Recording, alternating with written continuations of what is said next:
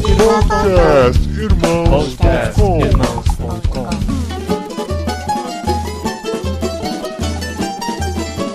Olá, pessoas! Podcastirmãos.com de número 346 entrando no ar. Eu sou o Paulinho e estou aqui com o Marcelo, que eu trouxe aqui pra ver se ele acalma um pouquinho os ânimos, porque o cara tá pistola. Olá pessoal, tô aqui de volta e aqui com a gente representando a bancada evangélica, o nosso pastor e congressista internacional, Cacau Marques. Olha só! Glória a Deus! Eu sou o Cacau Marques e estou aqui com o Rodrigo Quintan, que não é de direita nem de esquerda, mas é de cima. Glória a Deus! Olá pessoal, eu sou o Rodrigo e eu estou aqui com a Adri, que apesar de fazer muito mais coisa que o Paulinho, ganha menos que ele. Olha só! Mas até o final desse podcast ela vai sair por cima. Aqui tem informação, hein? Aqui tem informação. Eu sou a Adriana e eu estou com o Paulinho. E se ele não votou no Bolsonaro, com certeza ele votou no Haddad. Porque é assim, né? A gente... Ou é de um lado ou é de outro. E a gente tá aqui nesse clima super amistoso, em que está o Brasil, em que estão as redes sociais, em que está a Igreja Evangélica Brasileira, pra gente falar sobre política, eleições e principalmente o que a gente aprendeu com essas eleições que ainda não acabaram, né? A gente aprendeu o que é extrema-direita e o que é extrema-esquerda. O que é fascismo? Fascismo? Eu aprendi que o Facebook tem um negócio de soneca por 30 dias. Isso. Aê! E eu aprendi a dar soneca no Facebook também. Isso é muito bom. Eu aprendi que mais vale ter um tender no final do ano do que brigar sobre política no meio. Ah, é verdade. E a gente vai falar sobre tudo isso um pouco. Vamos ser acusados de todos os lados, tenho certeza disso, mas... Não vamos não, o povo tá tão de boa. Não, fica por aqui. Vocês confiam na gente, não confiam? Confiam na opinião de irmãos.com? Então fica aí, a gente vai tentar trazer um pouquinho de razão nessa maluquice toda que está a internet e o Brasil.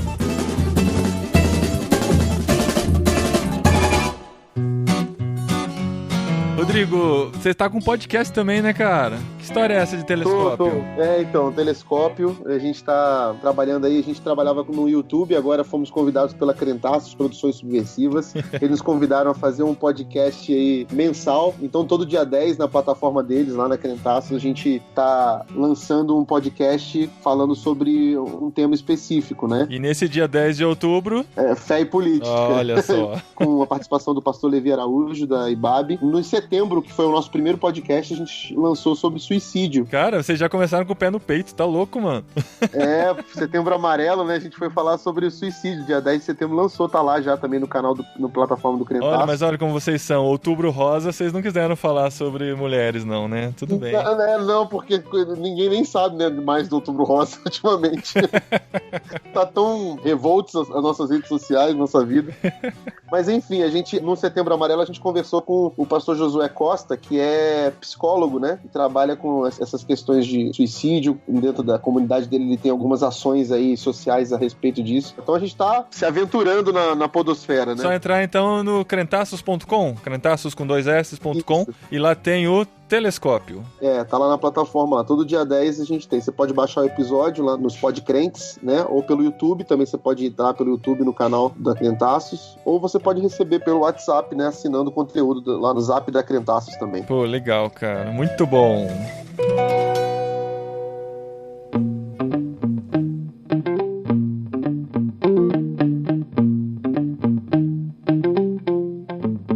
Estamos aqui no meio de mais umas eleições. A gente ainda não sabe o final dela. Estamos bem no meio. Se você está ouvindo nos próximos meses depois das eleições, nos próximos anos, você já sabe o que aconteceu. Talvez a gente nem esteja mais por aqui, né? Talvez não sabemos. Talvez. Mas a gente quer discutir um pouquinho o que aconteceram nesses últimos meses. Não foi uma coisa que começou agora em outubro, né? Não foi uma coisa que começou em setembro. Já desde o ano passado a gente vê essa corrente correndo. Começou com os 30 centavos. Vocês acham que o despertamento político da nação brasileira brasileira foi com os, não eram 30, eram 10 centavos. 20, eram 20. É a média, isso.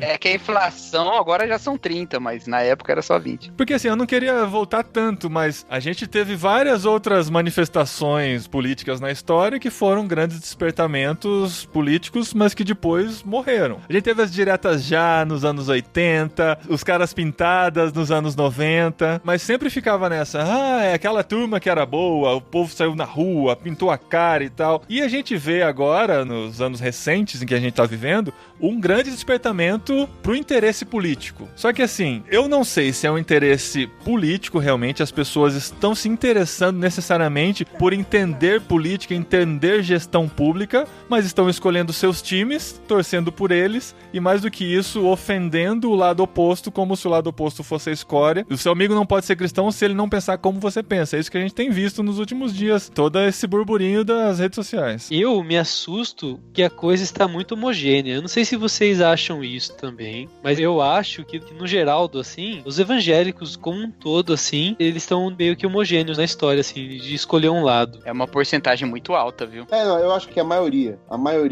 tá indo nessa onda de o PT é o comunismo disfarçado que vai entrar no Brasil e vai acabar com a família e com a liberdade religiosa. Eu acho que não é... Assim, tem muito anti-PT em tudo isso que a gente tem visto. A gente tem visto o próprio Bolsonaro conquistar muitos eleitores por conta disso, porque o povo está indignado com a corrupção e o PT está associado à corrupção no Brasil. Isso a gente vê claramente. Só que além disso, para descredenciar outros candidatos também, tem se jogado todo mundo para a esquerda, e para eles a esquerda tem uma visão deturpada sobre os bons costumes, a família, o comportamento que todo cristão deveria defender. Então, se você pende em algum assunto para alguma opinião de esquerda, você está generalizado dentro de todas essas pessoas que não querem o bem da família, que não podem ser cristãos se você pensar dessa maneira. Agora, existe também o outro lado da moeda. Tem gente que está do lado da esquerda e olha para os candidatos de direita, principalmente o Bolsonaro, que está em destaque por defender a família brasileira e tudo mais, e acaba olhando as pessoas que defendem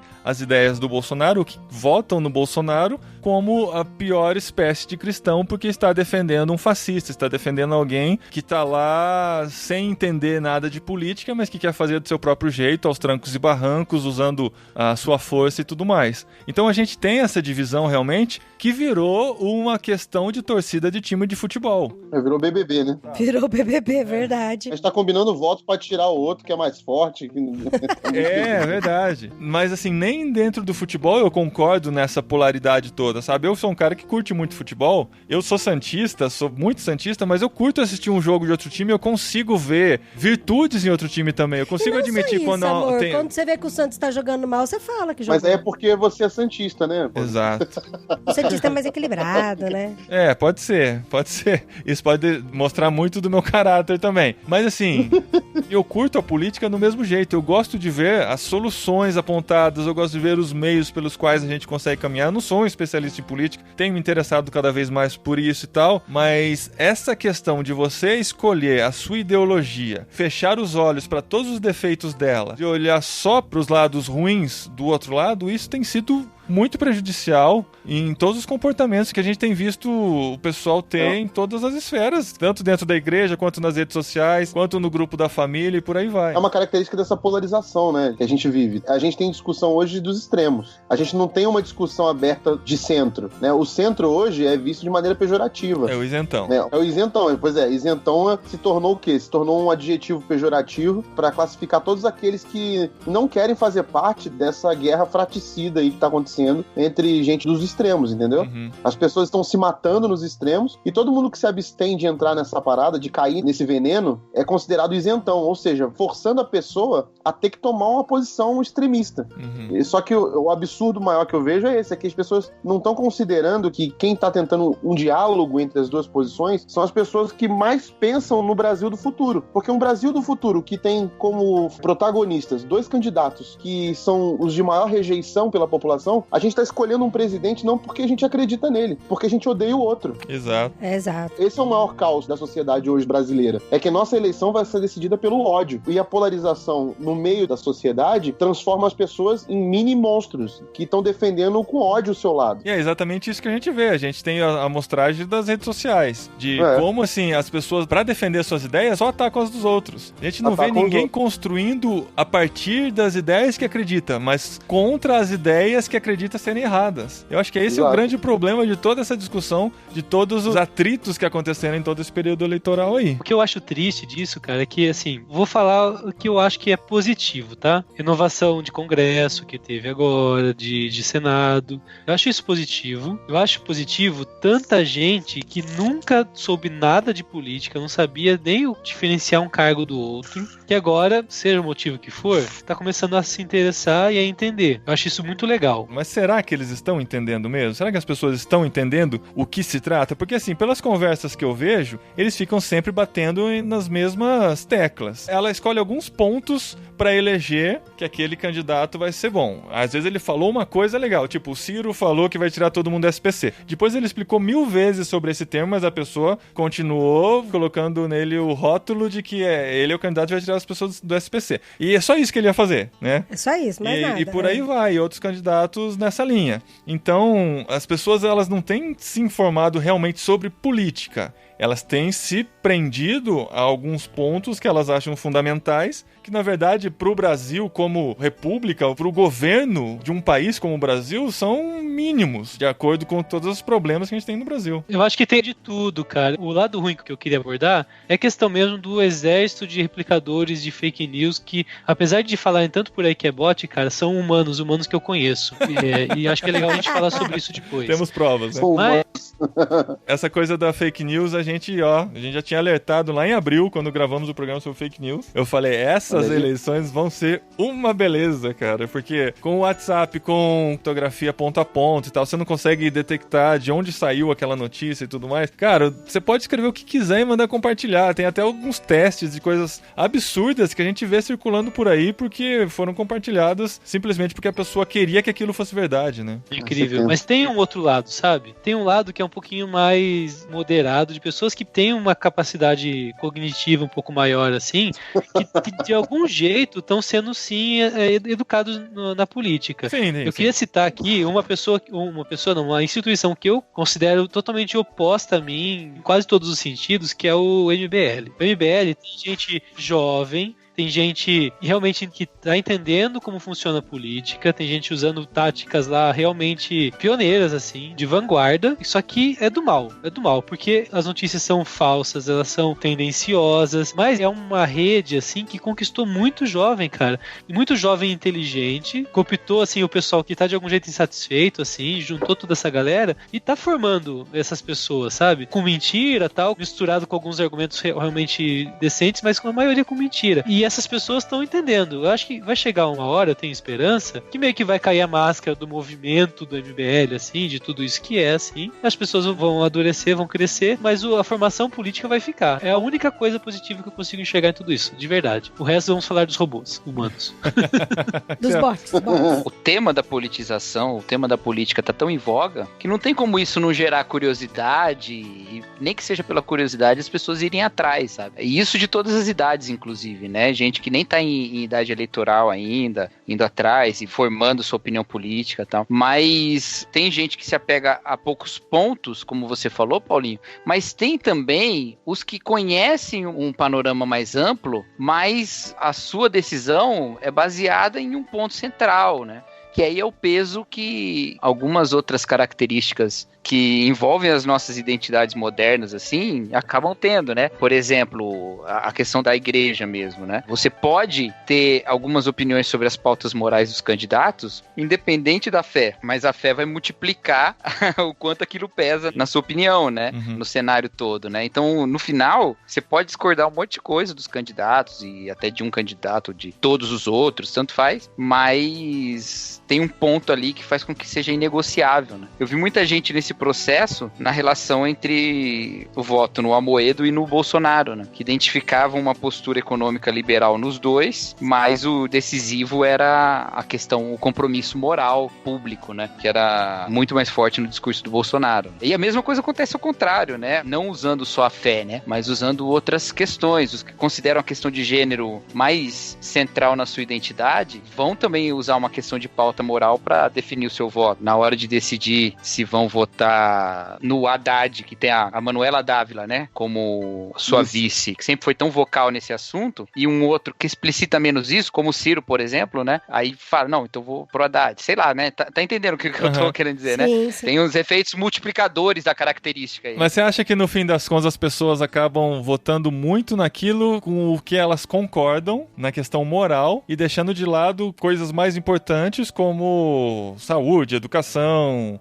e as coisas que a gente tem mais dificuldade no Brasil, né? Eles acabam trazendo mais esse peso moral que vai mais de acordo com o que elas acreditam do que pensando globalmente em Na o que minoria, vai fazer por diferente. exemplo, na classe minoritária. É porque ela é uma linguagem mais simples. Tem essa questão também, sabe? A comunicação de certas ideias, elas são muito mais simples do que de outras, sabe? Então, se você for explicar a questão econômica, por exemplo, ela vai trazer dificuldades. E eu não tô falando isso por causa da ignorância das pessoas. Não tô falando isso, porque isso é pra gente também. Nós estamos na comunicação de meme, né, cara? De lacração, de slogan, essas coisas assim, né? Cara, eu repreendo tudo isso em nome de Jesus, de verdade. Eu nem uso mais. Não, é porque é desinformação, né? É desinformação total. Só que aí vem a questão, assim, né? Na hora de comunicar, por exemplo, até os que vão ter uma pauta econômica muito forte, como os liberais nessa campanha agora, né? Sempre houve liberais na política, né? O PFL era um partido liberal. E ele nunca fez disso sua grande divulgação nas campanhas eleitorais. Agora tem sido central. É a bandeira central do Partido Novo. É uma coisa que o Bolsonaro fala com frequência. Mas mesmo assim, não se procura que tipo de liberalismo é esse. Entendeu? É Mises, é Friedman, é Chicago, é Áustria. O que é isso? Que liberalismo é esse? Entendeu? Eu acho que, na verdade, a gente é muito imaturo democraticamente. Acho, não tenho certeza disso. Porque a gente ainda tá nessa coisa de buscar um herói, sabe? Antes do Bolsonaro, a figura era o Lula. Aliás, o Bolsonaro, ele é filhote do Lula, né? Porque quem fez o Bolsonaro foi o Lula. O ódio contra o Lula nasceu o Bolsonaro. Eu diria que quem fez o Bolsonaro foi o CQC. Ah, não, mano. Essa é a mãe. O Marcelo Taz é a mãe. Não, acho que não. Não, pra mim o Lula tá à frente de todos nós, né, politicamente, cara. O cara conseguiu colocar o Haddad, um cara sem expressão nenhuma nacional. Que tomou uma lavada em São Paulo quando tentou a reeleição como prefeito. Paulo. Ele conseguiu botar o Haddad na frente do Ciro, quase o que deixando o Ciro sem expressão nenhuma de voto. Não, cara, e a gente vê a evolução das pesquisas, é um negócio absurdo, né, cara? Na primeira pesquisa, o Haddad tava com 2%, 3%. Exato. Porque até aí, o Lula era o candidato do PT. Então ninguém pensava no Haddad. A partir do momento que o Lula foi impedido de se candidatar e o Haddad foi escolhido como seu representante, o salto é impressionante nas pesquisas, né? Ou seja, o cara consegue projetar a imagem dele num cara que nem tem expressão nacional, lança ele no segundo turno e coloca um outro cara que o máximo de cargo político que exerceu foi deputado federal e não aprovou 2 leis, não tinha expressão nenhuma nacional, né, também. O lance dele antes era uma piada de mau gosto, o Bolsonaro era uma piada de mau gosto. E aí, de repente, esses 2 caras emergem no meio do cenário da política do Brasil, sem nunca terem concorrido à presidência. Pra mim, isso tudo tem um nome, chama Lula. O Lula fez isso tudo, cara. O Lula era o herói antes. Ele era o ídolo antes. Era o cara que mudaria. E aí, quando ele entrou, todo mundo tinha esse mesmo medo. Será que vai acontecer? Será que não vai acontecer? Então, assim, pra mim, a gente ainda tá muito imaturo nessa questão política. A gente não para, por exemplo, pra observar essas questões aí que o Kaká e o Marcelo estavam batendo sobre questões de plano político. E quando a Marina, por exemplo, outra candidata que fala sobre plebiscito, ninguém sabe o que é e ainda fala que ela é louca. A gente não sabe o que é democracia no Brasil. A gente passou 30 anos de democracia, mais ou menos, aí, com 2 impeachments. O problema disso é isso que você falou. As pessoas estão buscando o herói, não pensando no Brasil. Estão pensando no melhor dele, no bem-estar dele, na moralidade que a pessoa tem na sua cabeça, no que atende todos os seus requisitos. E eu já ouvi de pessoas falando assim, eu vou botar o cara lá e se não der certo eu tiro ele.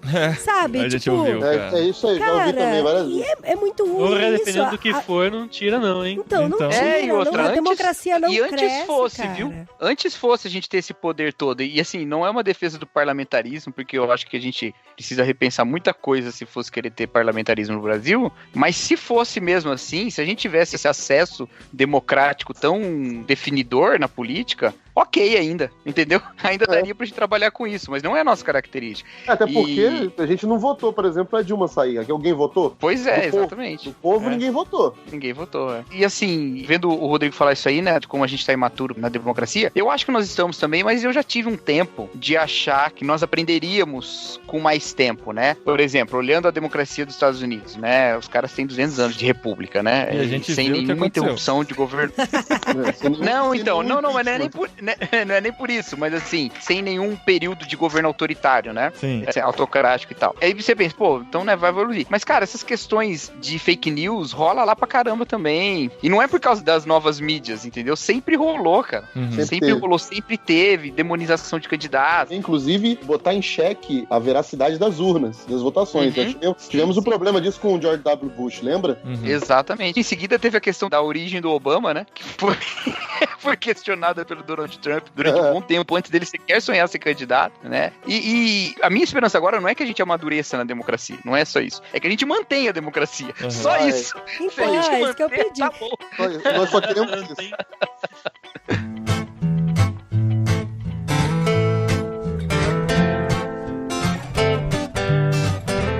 Por falar em duvidar da veracidade da urna e das eleições, eu achei muito engraçado aquele vídeo onde tinha a urna eletrônica batizada, que você apertava o 1, já vinha o 3 junto. E o pior é que tem gente que acreditou nisso, de verdade, cara. Tem muita gente. E a maioria não viu desmentido, né? Não, tem gente que viu desmentido e ainda acredita, cara. Ainda acha que o desmentido é que tá errado. Não adianta, né? Não adianta desmentir. Foi um show de denúncias. Eu vi um vídeo, cara, de um cara que fez uma denúncia, chamou o policial entrou na sala, acabou o vídeo. O outro vídeo, o cara falando fora da escola, assim, falando, não, que aconteceu isso, não sei o que, e a filha dele chorando. Ai, porque eu não consigo votar em quem eu quero, e ela nem vota ainda, pelo jeito, sabe? Cara, e é doido que isso tem uma força, pra quem tá com vontade de ter algo pra reforçar essa tese, é uma força gigantesca, cara. E eu tô observando essa onda, tem algumas pessoas que eu realmente não mutei, assim, e tem gente que é mais agressiva ainda, manda no Messenger do Facebook. Só coisas bombásticas que vão acabar com o mundo, assim. Sim. É incrível. Compartilhe sem dó. Cara, é incrível, cara, o quanto que é perigoso esse discurso de questionar o resultado das urnas, cara. Sim. É uma desestabilização tão grande que alguém tá afim de plantar, assim, que é assustador, cara. O pessoal tá tão arisco com relação a esse negócio da urna, tanto que correu informações antes das eleições e tal, e durante o dia começaram a correr várias informações de fraudes e tal que estavam acontecendo. Teve uma situação muito interessante que eu ouvi contar, alguém da igreja aqui contando pra gente lá, que no domingo tava aquela fila grande, né? Muitos candidatos pra votar. A gente ficou 1 hora na fila. O único lugar que a gente pega fila em Vinhedo pra votar. Nossa, 1 hora em fila. 1 hora na fila. E aí uma dessas pessoas tava lá na fila e tal.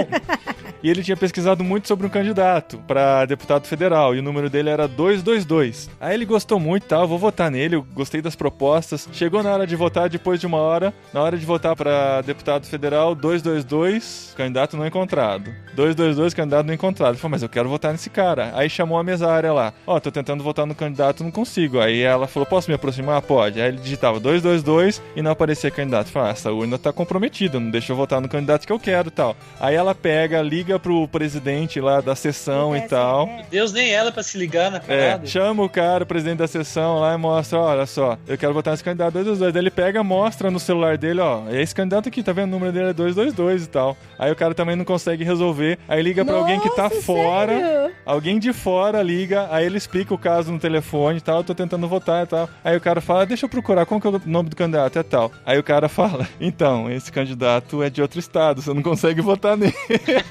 Nossa, mano. Demais, né, gente? Mas isso aconteceu muito. Aí muito. O pior, assim, que a sessão parada, né? Meia hora a sessão parada, esperando ele decidir o voto dele e tal, porque ele queria muito votar. E ele sozinho no telefone tem essa informação. Aí ele pega e responde assim, com todo mundo ouvindo. Eu ainda não tentei essa opção, vou tentar agora. Nossa, Ele não contou meu. pra ninguém que ele tava votando no número errado. Caramba, Ai, meu. ai, ai. Não, mas aconteceu, ó. Teve gente que tentou votar no governador número 17. Aqui no estado de São Paulo. Ah, porque eu quero votar no governador do partido do Bolsonaro e eu não consigo. Não, teve gente que achou que era já pra presidente. E aí ficou botando 17 e dava, olha lá, ó, não tá aparecendo o Bolsonaro. Bizarro, cara. Muito bizarro. Não, mas assim, o lance, esse que é o negócio. Sempre teve problema, cara, em urna. Sempre teve, não da urna, problema das pessoas na hora de votar. Sempre teve. Sempre teve o cara que ia lá, votava o voto e ele não sabia, e aí era o voto errado, e aí demorava, e enrolava. Sempre teve essas coisas. Mas agora se disseminou muito essa questão, esse medo da fraude e tal, que eu não acho que seja um medo ruim, né? Você ter medo de que as coisas sejam fraudadas é uma coisa boa. Mas... eu acho que quando isso é plantado pra depois fazer um discurso pra um golpe, eu acho que é. Não, eu digo, não é ruim que as pessoas tenham dúvidas, né? O ruim é quando as dúvidas são infundadas, né? O que mais me choca nisso tudo é que, assim, se você vai votar e não acredita na urna, ferrou, cara, vai embora, acabou a democracia. É a nossa ferramenta de exercício da democracia e você tá dizendo que não dá pra confiar. E o mais engraçado é que, assim, as pessoas antes de ter o resultado do primeiro turno estavam dizendo lá, principalmente o pessoal que votou no Bolsonaro, a maioria da galera proliferando isso, fraude nas urnas. Aí quando deu que ele tava quase ganhando nos 48%, pelo visto não teve fraude, não. Eu falei, ué, qual é a diferença, cara? Sempre o nosso interesse que tá em primeiro lugar, né? E outra coisa, por que a gente acha que se fosse de outro jeito, não haveria fraude? As pessoas estão ligando a questão da fraude a uma máquina ou a um modo. Na verdade, não tem nada a ver com isso. A fraude tá nas pessoas. Sim. Enquanto tiver gente corrupta no processo, vai ter fraude em tudo que é lugar. Não pode mudar o jeito de votar. Você pode criar 1000 auditorias. Se você tiver que corromper, você vai ter processos corruptos, entendeu? É esse o problema. Eu queria até falar aqui um exemplo do filme Universidade de Monstros. Quando o Wazowski, ele percebeu que ele tinha ganhado por causa de fraude, mesmo ele ter ganhado, ele foi lá e denunciou. Olha só. Porque é honestidade acima de tudo. Integridade. Disney educando nossas crianças em vez da igreja. Pois é, olha aí. Eu acho que tem uma questão que a gente tem que se perguntar, que era o tipo de dúvida que toda essa denúncia de corrupção e toda a questão da Lava Jato deveria levantar. Quando alguém me pergunta assim, você acha que as urnas são fraudadas? A minha resposta é sempre a mesma, não. Aí, não, mas como não? Por que não? O professor da Unicamp disse, eu falei, não, porque não precisa. Não precisa fraudar, entendeu? O dono da empreiteira, o dono da JBS, seja o que for,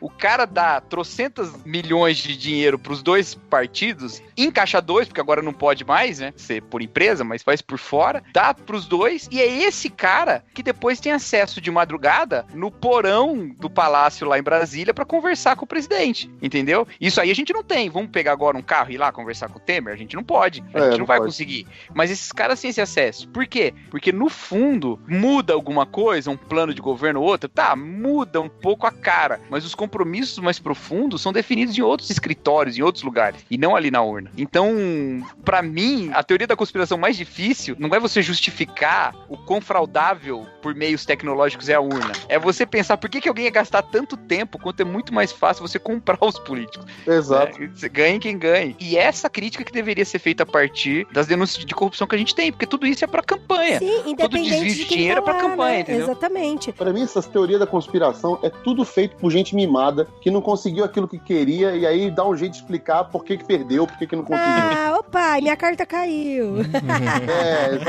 Exatamente. Aí fica justificando o fracasso com teoria Ele tinha uma carta na manga.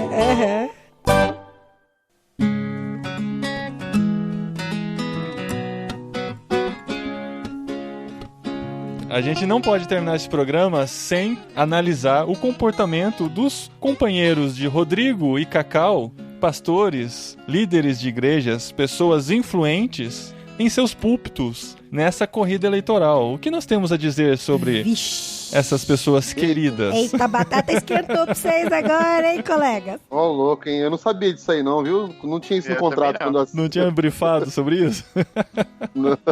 Cara, o que foi? Sério, a cada vídeo que eu recebia, a cada pessoa que me marcava numa mensagem como essa, no YouTube, no Facebook, eu ficava pensando, gente, será que eu tô vivendo um mundo paralelo, mano? O que tá acontecendo acontecendo? O que deu na cabeça dessas pessoas, cara, de falar esse tipo de coisa em púlpito? Qualquer que seja a linha que estavam sendo falada. A gente sabe que uma das linhas foi mais falada do que a outra, com certeza, sem dúvida nenhuma. Mas, cara, o que aconteceu? Eu sei, assim, em eleições anteriores a gente via pessoal levando o candidato pro púlpito, esse candidato falando, tendo oportunidade e tal, a gente já achava absurdo. O púlpito não é lugar pra isso, todos nós concordamos com isso. O famoso voto de cajado, né?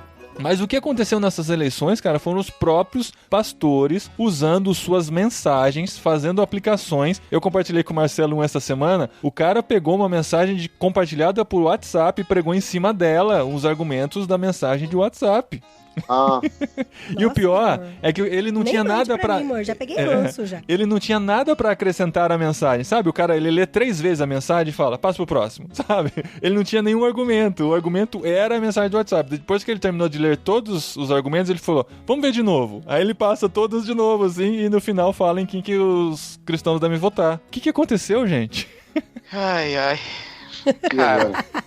Você me desanima tanto, não faz ideia, cara. É brabo, cara. Porque, assim, tem a questão do púlpito, que já é terrível, né? É uma prostituição do púlpito, sabe? Nos termos em que o Antigo Testamento chama a idolatria, né? Que é um povo se prostituindo com ídolos. E é o que acontece. Mas não para ali, sabe, cara? Vai também para os comportamentos pessoais, né? Em que se transmite mentiras. E essas mentiras estão no púlpito e também estão fora. Eu não acredito que seja todo mundo mal intencionado, que seja todo mundo, sei lá, recebe por fora de um candidato, sabe? Não. Eu não acho que seja essa questão. Por isso que eu não consigo entender, cara. Se tivesse o dinheiro por fora, eu conseguiria entender. Eu não duvido que haja esse tipo de conchavo em certas esferas, sabe? Principalmente eleições municipais e tal. E naquela igreja que tem um partido, que a gente sabe, né? Mas não sei se é igreja aqui. Mas... Fica aberto! Todo mundo sabe. É aquela que tem uma televisão também. Mas assim, tem uma coisa. Esse viés de confirmação, né? Esse negócio da gente querer acreditar naquilo que a gente já queria acreditar, né? E por isso tomar pra gente sem as verificações da verdade necessárias, isso sempre existiu dentro das igrejas, viu? Quantos não leram alguma pastoral de boletim, ou quantos não viram algum pastor usar essa ilustração, usar essa história de que os cientistas da NASA fizeram um cálculo de quantos dias tem a Terra, e aí viram que estava faltando um dia, porque era o dia que o Sol parou, e faltaram algumas horas, que é quando o Sol voltou um pouquinho lá com o profeta. Tem essas histórias, e a gente nunca foi atrás, porque a gente sempre acreditou nessas coisas, né? Não tinha muito onde pesquisar, né? Também. E a águia sobe na montanha e tira todas as penas e depois... Então tem sempre essas coisas e a gente acredita. A gente tomava essas coisas pra gente, porque a gente queria acreditar. O problema é que agora a gente tem como averiguar, mas é tanta informação e essa produção é nível industrial que as pessoas estão passando muito rápido. E isso vai parar nos púlpitos, cara. Eu vi algumas mensagens que basicamente é pregação de fake news. O cara emendou uma fake news na outra e pregou, entendeu? Foi o que ele fez. E assim, 16 minutos o cara falando sem citar um texto bíblico. E quando faz uma referência bíblica, faz errado. Entendeu? Vídeos que pastores gravam, que é só emendando fake news também. Cara, se a gente não zela pela verdade nas coisas da terra, como é que as pessoas vão acreditar nas coisas celestes? É isso que Jesus Cristo falou. Se vocês não acreditam quando eu falo dessas coisas deste mundo, como é que vocês vão acreditar no que eu falo do outro? Né? A exegese bíblica tá tão ruim, né? Imagina a exegese contemporânea. Pois é.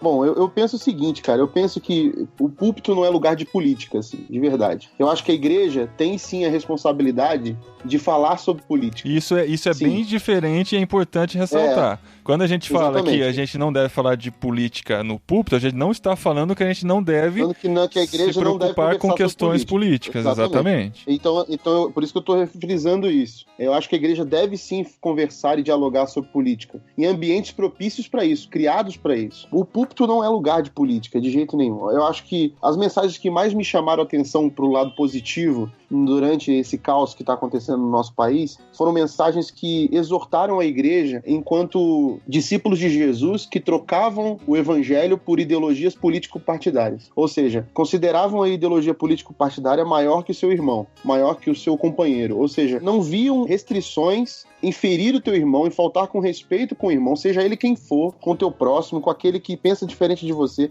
Eles não viam problema em ferir o outro, contanto que estivesse defendendo aquilo que o teu político, aquilo que o teu partido defendia. Ou seja, a ideologia de um político, de um partido, se tornou muito maior do que o evangelho na vida dessas pessoas. E muito maior na vida, e o que é mais triste, de pastores. Eu vi pastores trocando o evangelho por ideologias político-partidárias. Nós temos um só Senhor e a gente precisa lembrar disso constantemente, entendeu? O nosso Senhor não cabe em nenhum político, em nenhuma ideologia partidária. O evangelho não cabe em nenhuma ideologia político-partidária. Ele é muito maior do que tudo isso, entendeu? A gente, quando atribui a um senhor candidato a personificação de um agente divino, a gente está traindo aquele que é o Senhor de nossas vidas e o Senhor do evangelho. O reino de Deus não tem compromisso com ideologia político-partidária, entendeu? O reino de Deus é maior do que isso. Então, quando uma ideologia político-partidária fere ao meu irmão, eu tenho que me posicionar contra, independente se é os meus companheiros de partido ou não. É onde a gente se coloca, ó, nesse passar dessa linha eu não passo. Pode ser qualquer partido,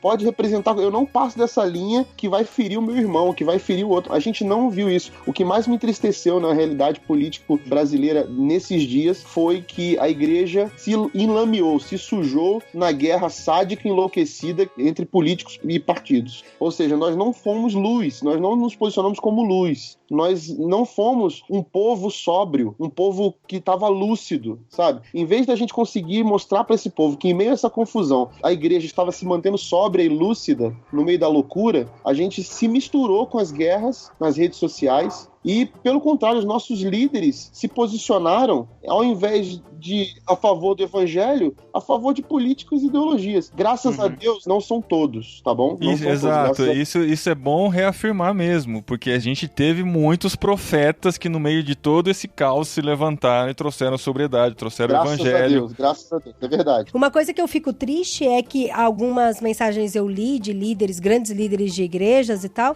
e a grande maioria delas era de cunho egoísta, sabe? Onde as pessoas não pensavam nos que são mais injustiçados, nos pobres, nas viúvas, até mesmo no seu próximo, né? No imigrante. No imigrante, no refugiado. E assim, as pessoas que são muito mais injustiçadas, que muitas vezes a gente acaba ignorando, e a maioria dessas mensagens não contemplava o pensamento nesse pessoal, né? No pensamento, no amor ao próximo mesmo, né? Eu já ouvi de pessoas assim, falando de que não precisa.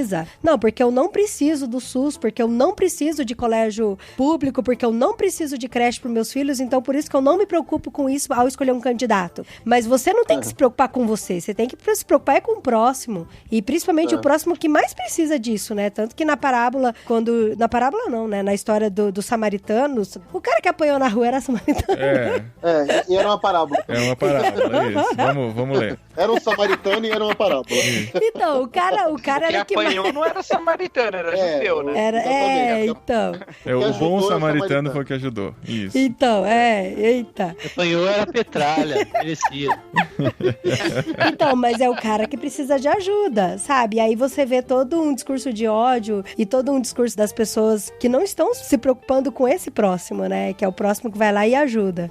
Mas tem duas coisas acho que é importante de falar aí. Primeiro, a grande massa dos eleitores que pensam um estado menor, né, que seriam esses que preferem menos investimento, mesmo em políticas públicas e tal, não fazem isso para que a qualidade do serviço diminui na cabeça deles, né, que não é o meu caso, inclusive, né, mas só é uma ressalva que eu acho que a gente tem que fazer. Para eles, isso vai melhorar o acesso, vai melhorar o salário, vai melhorar a economia e tal, e vai levar as pessoas a terem acesso a melhores serviços privados do que eles têm no público, né. Então, assim, nem todos são movidos só pelo egoísmo, né, assim como também nem todos os que querem mais Estado são movidos só pelo poder, né?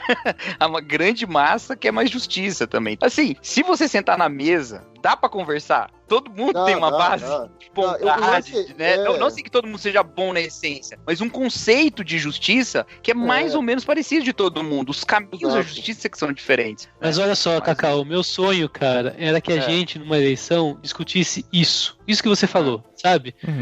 Liberalismo é melhor. Não é. Ó, aqui, socialismo é melhor. Se fosse isso, tava ótimo, cara. É o meu sonho. Eu queria que o cara que me incomodasse fosse o Amoedo, sabe? De conversar com quem quem tá lá votando na Moedo, que tá acreditando nisso e tal. Mas, cara, minha tristeza é que o negócio vai muito mais embaixo. O lance todo é que uma figura como o Bolsonaro, por exemplo, aparece hoje no cenário com força justamente por causa de todo esse ódio que foi... Antes disso, Rodrigo, do descontentamento, né, cara? Ele entrou numa brecha de descontentamento. A galera tava revoltada com o cenário atual. Aí aparece um cara que vai oferecer uma solução pra isso, que vai contra tudo aquilo que a gente já é contra. Pronto, ele é do nosso lado. O Leandro Carnal, né, ele faz uma análise muito legal, histórica, né? Que ele chama a sociedade humana, né, de pendular, né? Ou seja, um pêndulo só ganha força para ir para outro extremo quando ele vai para outro.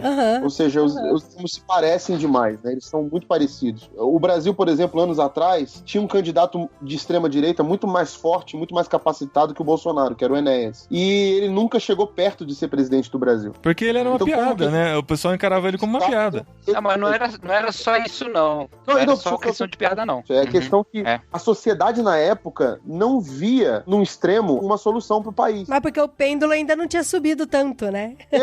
Exatamente, aí que eu quero chegar. Essa é a conclusão. Porque, assim, o lance é que nós fomos puxando o pêndulo para esse lado da insatisfação, de um lado que foi chamado de esquerda, que é o PT, o partido foi dominando o Brasil aí durante todos esses anos e fazendo com que a gente cada vez mais remoesse as nossas entranhas de raiva, porque estavam vendo o país sendo roubado, que quando se soltou o pêndulo, ele foi pro outro lado. E aí a galera gostou do que provou de uma extrema-direita que não chegava nem aos pés da extrema-direita do Enéas, mas que é uma extrema-direita que satisfazia o antipetismo. Essa coisa do anticomunismo, do anti-todo, que nasceu por causa de tanto quanto foi puxado o nosso pêndulo para um lado. Então, assim, o que me preocupa hoje no Brasil é que nós estamos nas mãos dos extremos. Quando a gente elege um governo, a gente elege automaticamente a sua oposição. Mas o Brasil está sem oposição hoje, porque os extremos não dialogam. Ou seja, qualquer nação sem oposição é ditadura. Se você na democracia você não tem uma oposição, você mergulha num governo, num estado autoritário, totalitário. Totalitarismo, é. Eu acho que tem características bem típicas nossas também, né? O espectro político no Brasil, ele caminha de um lado pro outro, assim, né? O conjunto todo. É como se olhar, por exemplo, a política americana de novo, né? O mais extremado dos esquerdistas americanos é o Bernie Sanders, que é social-democrata, entendeu? Então, você não tem... O range lá é menor. Democrático, né? Eu gastei 15 minutos da minha vida fazendo um teste de coordenadas políticas pra descobrir que o Obama é mais de esquerda do que eu. Isso é uma vergonha, cara. Isso é impossível.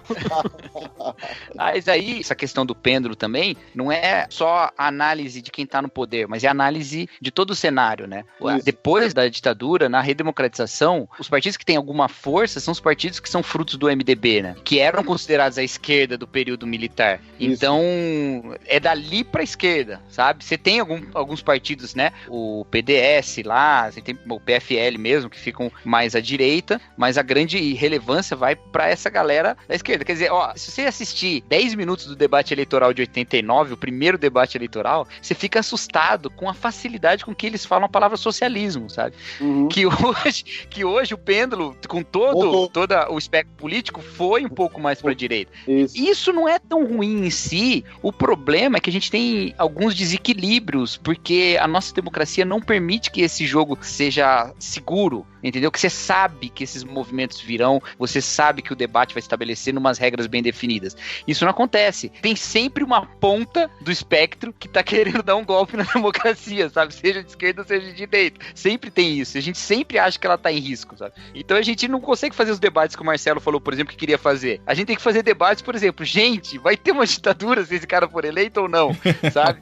E isso é uma coisa que a gente não deveria precisar estar discutindo, mas a gente acaba tendo, né? Então, complica um pouco. Agora, sobre esse negócio dos pastores que a gente estava falando, tem uma situação muito complicada que eu acho que o Rodrigo deve encontrar bastante também lá no ministério dele, que é a situação das pessoas que estão espiritualmente feridas por causa dessa história, sabe, cara?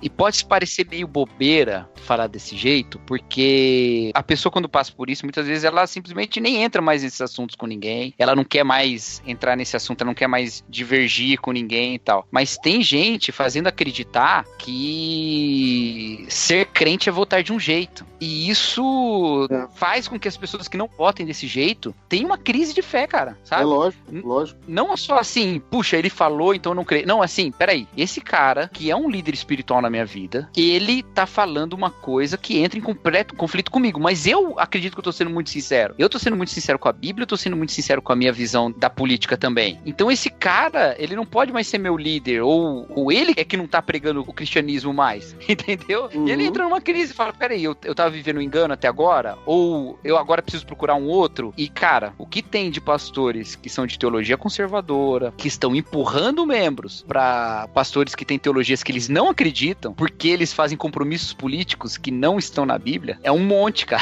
É um monte. E aí você vai ver as pessoas, eles são machucados, eles são chateados, isso cria rusgas profundas, por uma decepção com o próprio povo, né, com a própria igreja. São muitos níveis, assim, de decepção e cada um de um jeito diferente, né, cara? E isso é uma coisa que a gente precisa se preocupar e tá aberto, né? Tá aberto Então, e aí uma pergunta que acontece, eu recebi essa pergunta essa semana de uma pessoa que tá exatamente nessa situação. Ela tá se sentindo ferida, magoada, porque o pastor veio conversar com ela em particular e pediu pra ele dar um tempo no Facebook, porque ele estava tirando o foco e a atenção dos eleitores pro candidato que ele gostaria que fosse eleito. Conversou de verdade, assim, mandou na real pro menino e tal. Afastou ele do ministério. Rolou. Sério. Sim. Sério. Sim, e aí, você tem uma influência sobre essas pessoas, eu não gosto da influência que você está tendo. você tá exercendo. A gente tem uma outra linha de pensamento, então você vai ficar afastado por um tempo. Que isso, E aí, cara? então, aí essa pessoa vai falar comigo, mas e aí, Dri, o que eu faço? Eu tô com vontade de desaparecer, de sumir, porque é a igreja que eu gosto, a igreja que eu trabalho, o ministério que eu tô desenvolvendo e tal e tal.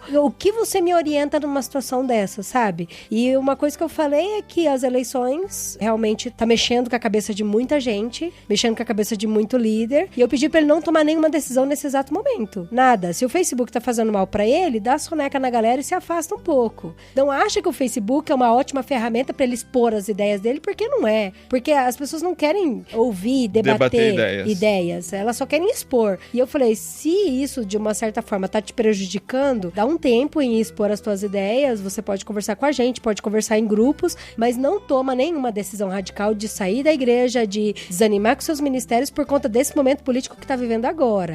Complicado, viu? Eu posso me alistar antes de ouvir os conselhos dos nossos líderes espirituais aí. Eu queria dizer que eu me encontro nessa situação, sabe? Eu dei um pouco a sorte, assim, de estar numa igreja que tem um elemento bem neutro no nível saudável mesmo, assim. Só que eu tenho uma amiga que tá com uma situação muito parecida também, cara, e é sem esperança, porque ela tá numa igreja que o pastor principal da igreja tira foto com armas no clube de tiro e põe no Facebook com a campanha pro Bolsonaro, sabe? Ela vê um monte de gente enchendo o saco dela, assim, pra falar que ela tá errada, que ela defende tudo que a esquerda defende. Eu me sinto assim também, porque eu talvez esteja me envolvendo um pouco mais, assim, porque eu acho que algumas ameaças, assim, de fascismo, elas pegam um pouco mais na minha alma, assim, sabe? E eu tenho uma impressão de que tá revelando muita coisa nas pessoas. E eu não tô sabendo lidar com isso também. Tem gente que eu não sei como eu vou olhar pra cara depois, de verdade, assim. Vai ser um desafio, talvez vai só esfriar, é só coisa do momento, assim, mas parece que me revelou, assim, algumas coisas no coração das pessoas mesmo, sabe? Quando o argumento tem gente que tem o argumento, assim, até racional, assim, de alguma forma, sabe? Mas quando você vê que é tripudiação, que é ódio, que é zoeira, que é aquela carinha, aquela risadinha do Facebook, ela é tão ofensiva, cara. Aquele ha-ha-ha da reação? Da reação. Nossa, eu uso muito, Marcelo. Desculpa, não sabia que era depende ofensivo. do contexto. Não, depende do contexto, se a pessoa falar né? coisa séria... Se você- Eu vejo um cachorrinho caindo fala- e boto haha. Não, se você tá rindo de uma opinião política, é ofensivo, né? E isso realmente tá mexendo comigo mesmo, cara, assim, eu ando bem decepcionado com cristandade, assim, sabe, com a igreja evangélica no geral, assim, eu realmente não tô lidando, me ajuda. Abre o seu coração pros pastores aqui, ó. Eu acho que assim, antes dos pastores falar, a gente tá criando muita expectativa na palavra dos pastores. Exatamente, eu ia falar isso. Mas vocês estão aqui pra isso, gente. gente, pra cumprir com as expectativas. Só 2 pastores pra resolver a parada? Cara. Porque assim, ó, a escolha que eu fiz foi, eu tô vendo tudo, tô vendo mesmo, assim. Olha o Big Bang, Big Brother. Não tudo, vai, eu não fico lendo posts e tal, mas alguns vídeos que me recomendam, se são pessoas, amigas e tal, eu gosto de ver pra saber o que as pessoas estão pensando. Sim. E tal, e eu gosto de ter uma opinião sobre isso. Sim, ele gosta de passar o caco de vidro na ferida, assim, ó. Mas assim, eu escolhi não me afetar tanto por isso, sabe? Porque assim, o que dá esperança pra gente é saber que Deus tá acima de tudo isso. Então, pode parecer papo de perdedor. O meu candidato não vai ganhar, mas tá bom. O que for lá não vai fazer diferença nenhuma. Mas no fim das contas, a gente deposita alguma confiança, a gente deposita o voto no candidato, a gente espera que ele faça alguma coisa, mas a gente sabe que ele não vai fazer nada se Deus não permitir. Então a gente tem que confiar que Deus está acima de tudo e descansar nessa palavra dele, de que ele vai cuidar da gente, ele vai cuidar dos pobres, ele vai cuidar das viúvas, ele vai cuidar dos imigrantes. A gente pode ser usado por isso de alguma forma para fazer parte dessa obra que ele tem feito, mas não vai depender tanto de quem estiver lá na frente para que isso aconteça, entendeu? É nisso que eu tenho depositado minha confiança para não me envolver tanto com as consequências de tudo que está acontecendo. Sim, mas o problema são os relacionamentos. Eu acho que tem que ter um grande movimento de cura entre pessoas e relacionamentos depois das eleições, porque vão deixar muitas feridas e muitas marcas, sabe? Eu já vi pessoas assim, que são amigas discutindo agressivamente em público no Facebook, sabe? Então, esse tipo de coisa. Eu acho que a nossa fé e nossa esperança continua sendo depositada em Cristo e é lá que a gente tem que depositar mesmo. Mas agora, o que a gente vai fazer com as marcas e com os respingos que causaram nos relacionamentos, isso é uma outra coisa. Por isso que eu acho que a gente tem que se envolver até certo parágrafo, entendeu? Eu acho que a gente não tem que colocar a ideologia acima de tudo, acima da amizade, acima dos relacionamentos, acima da nossa fé. Eu acho que isso não tem que ser o mais importante na nossa vida, e a galera tem feito isso. O grande problema de tudo isso é que a galera tá levando a sério demais. Tá encarando como final de campeonato. Tirando o fato que o campeonato é menos importante que isso, né? Tirando o fato que quando acaba o campeonato, a gente prova no campo, né? Aí quem ganhou, acabou, o cara tem que engolir, não tem jeito. 7-1 não machucou ninguém. Perto disso aqui, né, não. Tem uma coisa que a gente tem que pensar também, que é assim, não definir personalidade por voto, sabe? E isso é uma coisa que acontece pelas duas coisas. Eu acho que o ouvinte já percebeu que a gente não ocupa aqui todas as posições possíveis, né? Dentro do debate político, no nosso casting aqui, né? Mas dos dois lados a gente define personalidade a partir do voto. A gente julga a pessoa a partir do voto, né? Se vota de um jeito, a pessoa é egoísta ou fascista. Se vota de outro jeito, a pessoa é ignorante ou corrupta ou não é crente, né? E não dá pra fazer esse tipo de coisa, né? E eu gosto muito do movimento que Jesus faz com os partidos da época dele, né? Ele não chegou colocando os partidos como parte da identidade das pessoas com que ele se relacionava. Então, na época de Jesus, tinha muitos partidos, tinha os fariseus, saduceus, tinha os zelotas, tinha os herodianos, né? Ele não chega pra essa galera falando, você é o quê? Né?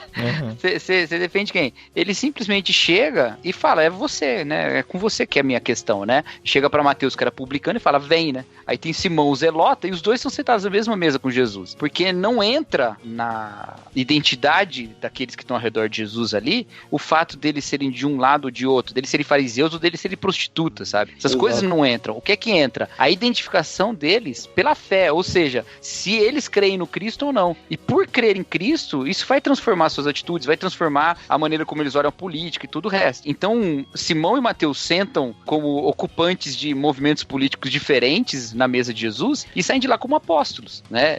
A identidade deles se transformou, saem de lá como amigos. Eu chamo vocês de amigos, né? Então, talvez fosse bom a gente tirar um pouco isso também, né? Bate o olho na imagem do cara lá no Facebook com a marca do partido ou do candidato embaixo. E já cria uma repulsa. Não é nem só repulsa, é um perfil que você cria, porque pode ser um perfil com o qual você se identifica também, né? Pode ser o nome do seu candidato, né? E aí você cria um perfil inteiro a partir daquilo, e quando Deus não tá olhando isso, né, cara? Eu vou ousar falar uma coisa, mas eu acho que, guardando a heresia que eu vou falar aqui, mas entendam que é simbólica, eu acho que Deus não sabe nem o nome dos candidatos que a gente tá votando, a despeito da onisciência, entenda o que eu tô querendo dizer. Entendi.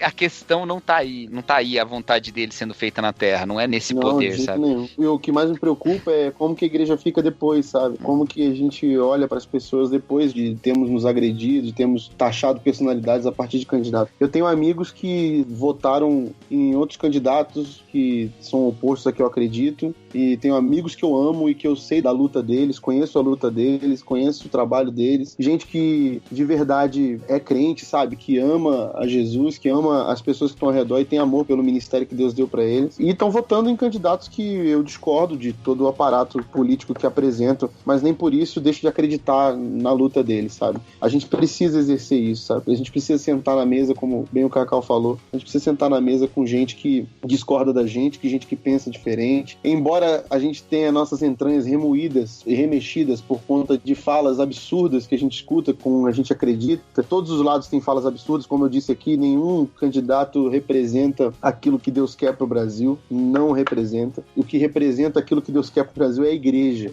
Infelizmente a igreja não está fazendo seu papel nesse exato momento, não a maioria delas. Eu, como pastor, eu luto pela igreja de Jesus, eu quero ver a igreja de Jesus servindo ao reino de Deus e ao seu rei. Então eu não me conformo em ver a gente trocando os valores. Nós temos políticos, nós temos candidatos, cada um tem a sua proposta, a gente vota neles pela proposta e segue o barco. Vamos tentar mudar o Brasil desse jeito. Uns acreditam que é pela espada, outros acreditam que não é pela espada. Agora, Cristo em nenhum momento falou que se era zelote ou se era publicano. Então, assim, em nenhum momento ele falou um tá certo ou tá errado. Ele nem entrou nessa pauta de discussão. Ele chamou pessoas de todos os lados, de todos os tipos, de jeito diferente, de pensamentos diferentes de sociedade. Uns até que nem acreditavam nele, de fato, pra poder andar com ele. Então, assim, isso tem uma mensagem pra nós muito importante, pra nós, igreja de Cristo. Então a gente tem que saber respeitar a opinião do outro. Eu já fui chamado de um monte de coisa no meio particular, porque eu me propus, e talvez seja esse o meu conselho, cada vez mais as pessoas se exporem menos em redes sociais, sabe? Eu me propus, eu e minha esposa, a não discutirmos ou colocarmos nada sobre política nas redes sociais, a restringirmos a nossa conversa política e opinião político-partidária a conversas pessoais entre amigos, a diálogos particulares. Mesmo assim, em diálogos de família, com todo o cuidado do mundo, a gente foi taxado, a gente foi ofendido por algumas questões, mas mesmo com essas ofensas, nós oramos a Deus e pedimos que mantesse a nossa mente sóbria e lúcida, para que isso não afetasse o nosso entendimento do que é mais importante pro evangelho. Então eu acho que o conselho que eu poderia deixar para esse povo cristão que tá aí no meio dessa loucura, é: guarde o teu coração e saiba que Deus é o Senhor sobre tudo, entendeu? A gente não pode temer um homem ou outro homem que entre lá. A gente sabe que a gente tá aqui como ovelha no meio de lobos. Para mim, eu acho todos os extremos um tipo de delírio diferente, mas se você fala de fascismo, se você fala de comunismo, eu creio que a gente tem que entender que a igreja é pro martírio. Nós somos pro martírio, é dar a nossa vida, não importa qual regime que vai vir, entendeu? A gente luta e exerce o nosso direito democrático de maneira coerente com aquilo que a gente acredita, ok, sim, mas não se prenda à loucura de dizer que esse mundo vai estar comprometido, esse mundo ou os seus políticos está comprometido com a agenda do reino de Deus. A gente sabe que o mundo jaz no maligno e que a igreja é um sinal do reino e de esperança. Muito bom, cara. E só pra deixar claro, assim, pra terminar, a gente falou que não estão todos os lados representados aqui, mas antes da gente ser acusado de qualquer coisa, nenhum dos presentes votou em nenhum dos dois que tá nessa final aí, viu? Eu não sou culpado de nada. A culpa não é minha, eu vou tendo Daciolo.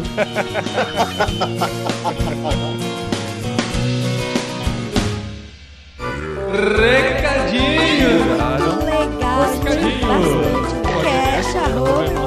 No programa anterior. Muito obrigado. Recadinhos, esposinha! Recadinhos de primavera! De primavera? A gente tem que sempre tematizar agora os nossos recadinhos. É, porque não pode falar recadinhos de horário de verão, porque hoje eu tomei susto. Achei que o horário de verão tinha começado hoje. É, mas esse ano atrasou. Aliás, eu ainda não sei que vai atrasar. O horário de verão começa só no final de novembro. Tô com saudade do horário de verão. Também. Ficar na rua até mais tarde. É, verdade. Recadinhos hoje recheados de muitas novidades. E a gente tem que compartilhar com vocês uma alegria que a gente já compartilhou por o grupo do Telegram, mas com vocês que não estão no Telegram e não leem todas as mensagens, a gente precisa contar que o site irmãos.com está muito, mas muito mais rápido do que você pode imaginar. Decolando! E a gente tem que agradecer muito ao nosso amigo Bruno Bincoleto, que acompanhou a gente, que transformou irmãos.com da água pro vinho. Pra você ter uma ideia, a página inicial levava 12 segundos pra carregar, tava uma carroça super carregada. 12 segundos na atualidade é muita coisa. A gente perdia muitos acessos por conta disso. O Bruno falou: não, cara, você tem um potencial muito grande com esse site, vamos melhorar ele, vamos mudar ele de servidor, vamos otimizar esse WordPress WordPress aí que você instalou há 2 anos e meio atrás e tá cada vez mais carregadão. Ele deu esse help, me ajudou muito. E a gente fez um teste depois de todo o processo e o site estava sendo carregado em 2 segundos e meio. 2 segundos e meio. Você ganha 10 segundos aí para fazer o que quiser. Exatamente. A cada página do site que você acessa, ele ficou muito mais rápido. Eu tô viciado em irmãos.com novamente, porque realmente tava dando tristeza de entrar no site e demorar aquele tempão pra carregar. Olha, eu confesso que eu já tava acostumada a pegar o meu café nesse meio tempo. Agora... Então, assim, isso me deu uma reerguida de ânimo e eu tô atualizando o site com muita coisa. Ele tá cheio de novos artigos, cheios de textos, podcasts. Sim, vamos falar das novidades já, então? Sim, porque nós fizemos a parceria com 2 canais do YouTube que publicarão o seu conteúdo também em irmãos.com. Olha isso, temos youtubers entre nós. Teologueiros, do nosso querido Douglas Araújo, que esteve com a gente no Impulso no mês passado. Conversamos com ele e todo o conteúdo do Teologueiros está em irmãos.com. Então, se você quer saber novidades do Teologueiros, fica de olho também em irmãos.com, que cada vídeo novo dele entra em destaque também no nosso site. Show! E outro com quem nós fechamos também foi com o Vinícius, do Filosofia com Pipoca. Olha aí, gente. 2 youtubers sensacionais, de verdade. O Vinícius, ele analisa coisas da cultura pop, filmes, séries, quadrinhos e faz aplicações dentro da nossa visão cristã. Ele está no seu hiato, né? Está na folga agora, porque ele vai gravar os novos episódios, mas todos os episódios antigos já estão em irmãos.com. Então, irmãos.com/teologueiros e irmãos.com/filosofia com pipoca. Você pode entrar também pelos vídeos, né, que tem lá no menu e ter acesso a todo esse conteúdo. Mas as novidades não param. Onde mais o podcast irmãos.com está, esposinha? Aonde o podcast irmãos.com está? Naquele aplicativo que você ouve muitas músicas. Isso! Também estamos no Spotify. Olha isso, galera. Tem gente que fica, eu não sei como é que baixa o feed. Qual aplicativo que eu uso pra baixar o podcast irmãos.com? Agora você só precisa do Spotify. E não precisa nem ser assinante do Spotify, nem precisa ser assinante pago do Spotify pra ter acesso a todo o conteúdo do podcast irmãos.com também. Esse é um jeito muito legal de você indicar pros amigos. Você precisa ouvir podcast, meu negócio é diferente. Podcast não. Você ouve Spotify? Não. Procura lá, podcastirmãos.com. Tem 300 e tantos programas para você ter acesso a todo esse conteúdo lá também. Então, compartilhe com os amigos, podcastirmãos.com no Spotify. E para ficar mais fácil de achar, irmãos.com/Spotify, você vai ser direcionado exatamente para o podcastirmãos.com dentro do Spotify, obviamente. E entre as novidades do site também tem artigo do Ricardo Alexandre falando sobre esse período eleitoral, entendendo melhor o que a Bíblia fala, como a Bíblia nos orienta em todo esse processo lá. O Ricardo Alexandre esteve nos 2 últimos programas do podcast irmãos.com, porque ele esteve no Impulso com a gente. O conteúdo do Impulso disponível lá. O Ricardo também está com a gente no projeto dos 100 livros, que está também no hiato, mas vai voltar daqui a pouco com força. Não está morto, está no hiato. A gente está recuperando o fôlego para voltar ao projeto, mas o cara não para, e enquanto isso ele resolveu lançar outros 2 livros. 2? Pra quê, né? Pra que escrever só um? Escreve 2, não é? Ele lançou 2, se você o segue nas redes sociais já sabe. São 2 livros, um chama Tudo é Música e o outro chama Nem Tudo é Música. Olha que sensacional. 2 capas lindas desses 2 livros maravilhosos que você já pode ter acesso no site da livraria Arquipélago. E olha só, irmãos.com tem privilégio. Sim, ouvinte de irmãos.com tem privilégio. Mas antes deixa eu explicar do que se tratam os livros. São textos que ele escreveu durante toda a sua vida editorial. No livro Tudo é Música são textos relacionados a músicas, análises que ele faz, comentários. Quem segue o Ricardo sabe que ele é um cara muito centrado em todos os seus comentários. Quem gosta de música vai gostar muito dos artigos. E no outro livro são artigos não relacionados à música, ou seja, todo o resto dentro da sua cosmovisão cristã, sem dúvida nenhuma, que o Ricardo é um cara que exerce muito essa cosmovisão cristã em tudo que faz, conforme você ouviu no último programa em que ele falou sobre reino de Deus e comunicação. Então, cada um desses livros, na livraria Arquipélago, sai por R$ 39,90. Se você comprar os 2... contas, se você comprar 2, é quase R$80, né? Exato. Mas já tem uma promoção dentro da própria livraria Arquipélago. Se você comprar os dois num combo, ele sai R$ 69,80. Mas você, ouvinte de irmãos.com, presta atenção nesse desconto. Se você usar o cupom de desconto irmãos.com, por extenso, tudo por junto, extenso, irmãos.com, você, em cima desse combo promocional, ainda vai ter um desconto de 20%. Então, de R$ 69,80, o kit acaba saindo por R$ 55,80 com... Olha isso. Atenção. 2 livros. Mais do que isso. Com frete grátis pra todo o Brasil. Galera, aproveita. Compra aí o combo pra você. Compra o combo pra deixar reservado pra dar no Amigo Oculto, porque final do ano sempre tem, né? Da empresa. E pra você conhecer um pouco mais de como o Ricardo escreve, entra em irmãos.com, vê o último artigo dele lá dentro da categoria Vida Cristã dos nossos artigos. Tá bom? Fica aí então a dica dos livros de Ricardo Alexandre, com promoção pra você que é ouvinte do podcast irmãos.com.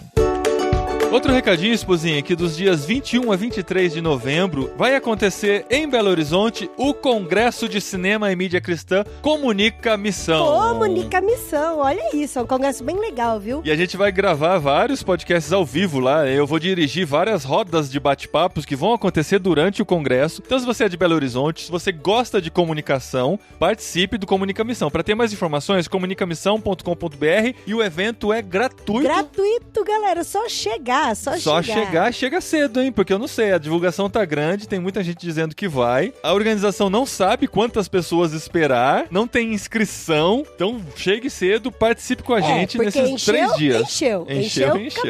Acabou, fechou as portas. Fechou a porta, já era. E no dia seguinte a gente vai pra Anápolis, né, amor? No Vocari Experience. Então, é uma maratona. No dia 24 de novembro. Isso, 21, 22, 23 eu estarei em Belo Horizonte. De lá de Belo Horizonte vou direto para Anápolis participar no dia 24 do Vocari Experience, que é um dia inteiro para você experimentar o que é o Vocari na sua região. Isso, entra no site vocari.org.br, site novo do Vocari, que é a esposa. Enquanto eu tava junto com o Bruno me matando para ter o novo site de irmãos.com, a Adri, junto com o Vinícius, né? Estava trabalhando no novo site do Vocari. Então, muitos sites novos, inclusive a Cepal vai ter site novo esse ano ainda. E a MTV também, Olha só. É uma corrida aqui, então. Vamos ver quem termina primeiro, Adri. Vamos ver. Muitos sites novos, muitas novidades. A gente tá animado realmente em oferecer todo esse conteúdo pra vocês. Entra no site novo do Vocari, vocari.org.br, e você vai conhecer mais do Experience. Já pode fazer a Experience. Eu falo muito feio, né? Essa palavra. A gente fala XPGO, é pior ainda. No Vocari XP. Participa com a gente. Vai ser um dia muito gostoso lá em Anápolis também. Falei que tinha muitos recadinhos. Nessa segunda-feira entrou no ar o podcast que eu gravei com a galera do Podcrente, do Crentaços, falando sobre filmes da Pixar. Entra em crentaços.com para você ver as nossas análises super emocionais sobre o conteúdo dos filmes da Pixar. E não deixe de seguir a gente nas redes sociais. No Instagram de irmãos.com já passamos dos 7.000 seguidores. É isso aí é muito bom, Continua divulgando. Mas é que o amigo Lorival tá mandando muito bem nas artes também, Lorival, muito obrigado, Lorival. Tá ajudando muita gente. Ele que seleciona essas frases e faz as imagens relacionadas aos podcasts de irmãos.com. Obrigado, Lorival. Tem ajudado muito a crescer nossas redes sociais. Siga a gente também no Facebook, no Twitter, e fique por dentro de tudo que tá acontecendo também no nosso grupo do Telegram e na nossa lista de transmissão do WhatsApp. Todos esses caminhos estão aqui no post de irmãos.com. Você clica nos links, entra direto em cada uma dessas redes sociais, você manda uma mensagem pro nosso WhatsApp e entra na nossa lista de transmissão e você acompanha a gente em todos os cantos das internets, né, esposa? Isso, e se você que tá ouvindo a gente pelo seu aplicativo de podcast ou pelo Spotify, vai lá conhecer o site irmãos.com, tem muita coisa legal. Tem muita coisa legal. Porque agora o site tá rápido, né? Vale a pena você dar uma passadinha lá conhecer. E ele é totalmente responsivo, então no seu celular você acessa todo o conteúdo sem perder nada das informações de uma forma muito rápida também, que dá pra acessar tranquilamente pelo 3G, 4G, no seu celular, onde você estiver. E na semana que vem a gente volta com... Literário número 4. Vamos falar do livro do Gart. Eu já terminei de ler o livro faz tempo, hein? Vou esquecer daqui a pouco. Semana que vem a gente tá volta. Os sofrimentos do jovem Werther. Do Goethe. Tá bom? Daqui uma semana estamos de volta aqui. Valeu, gente. Obrigado por ouvir até agora e consciência nessas eleições, galera. Vamos manter as amizades aí. Vamos orar. E chega de fake news, gente, pelo amor de Deus. Pelo amor de Deus.